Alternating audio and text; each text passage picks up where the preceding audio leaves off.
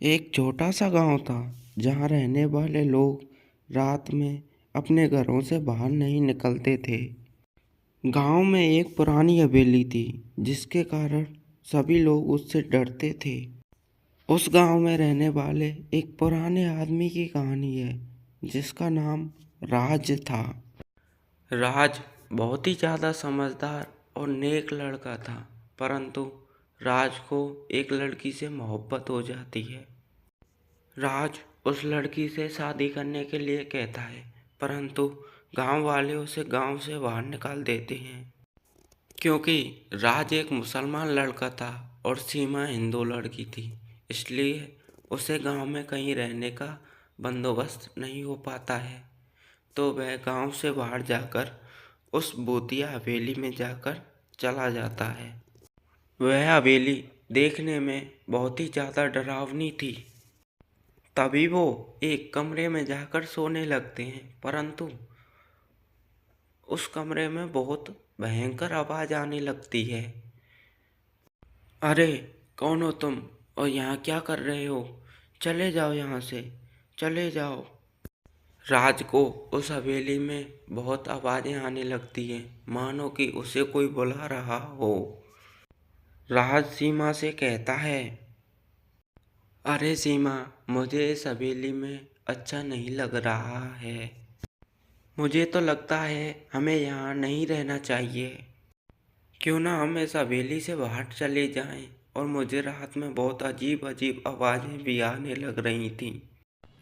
क्या तुम्हें रात में कुछ दिखाई दिया था, या तुमने अंधेरे में कुछ वैसे ही सुन लिया था?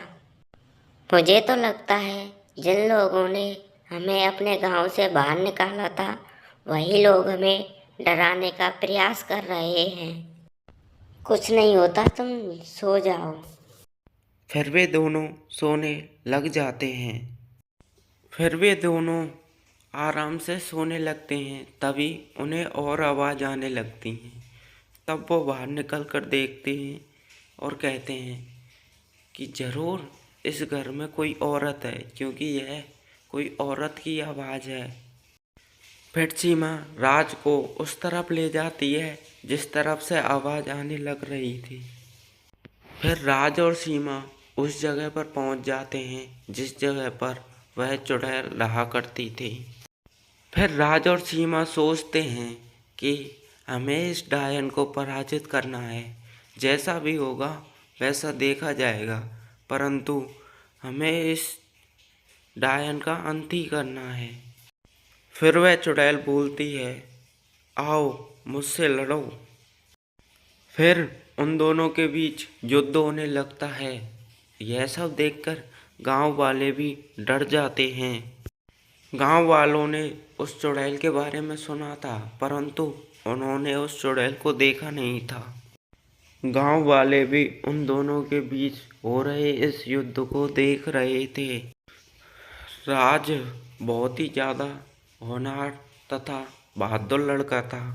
वह उस चुड़ैल का सामना डटकर करने लगता है और वह चुड़ैल को देखते ही देखते मार देता है। वह राज भी बहुत शक्तियों वाला था, इसलिए वह उस चुड़ैल को पराजित कर देता है। फिर गांव वाले उन दोनों को अपने गांव में रख लेते हैं और उनके बहादुरी की किस्तें सभी को सुनाने लगते हैं और गांव वाले बहुत खुश होते हैं।